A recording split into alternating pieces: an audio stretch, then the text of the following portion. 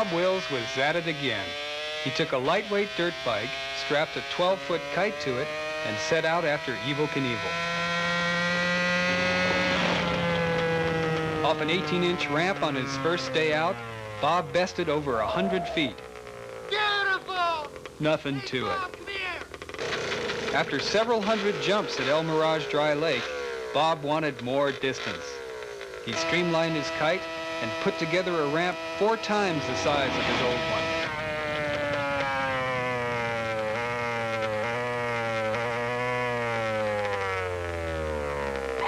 250 feet. That's more distance. Bob wanted to try that one again. Hitting 65 miles per hour, completely wound out in 5th gear, Bob's bike begins to float even before it leaves the ramp.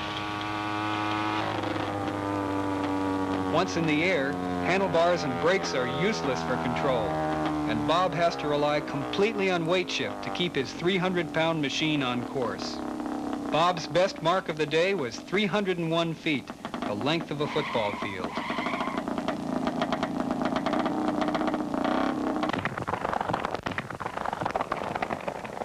In addition to his other claims to fame, Bob Wills runs the world's smallest airline.